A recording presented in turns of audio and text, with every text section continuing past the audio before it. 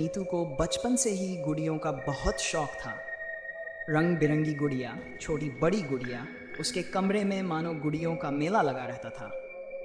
एक दिन वह पुरानी चीज़ों की दुकान में कुछ नया तलाश रही थी कि उसकी नज़र एक अजीब सी गुड़िया पर पड़ी। गुड़िया की आंखें कांच की तरह चमक रही थीं और उसके चेहरे पर एक अजीब सी मुस्कान थी। दुकानदार ने नीतू को चेतावनी दी, ये गुड़िया अशुभ है, जिसने भी इसे खरीदा है उसने अनहोनी का सामना किया है।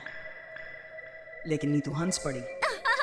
अरे ये तो सिर्फ एक गुड़िया है। उसने गुड़िया खरीद ली और घर ले आई। पहली रात को जब नीतू सोने गई तो उसे ऐसा महसूस हुआ जैसे कोई उसे घूर रहा हो।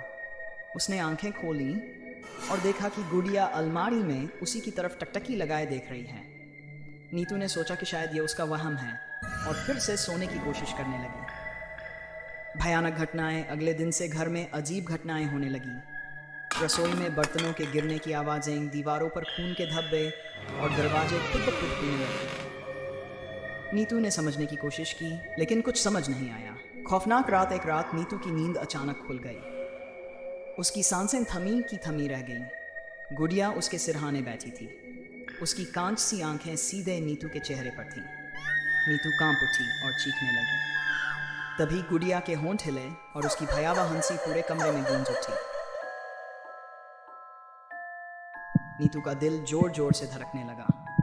अचानक नीतू को महसूस हुआ कि उसके बाल खुद ब खुद गले में लिपटने लगे हैं, मानो कोई अदृश्य शक्ति उसे मारना चाहती हो। घबराकर उसने गुड़िया को उठाया और आग में फेंक दिया। गुड़िया जलने लगी। उसकी चीखें पूरे कमरे में गूंजने लगी। नीतू ने राहत की सांस ली।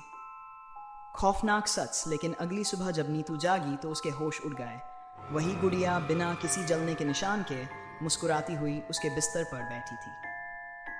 नीतू की चीख पूरे घर में गूंज उठी।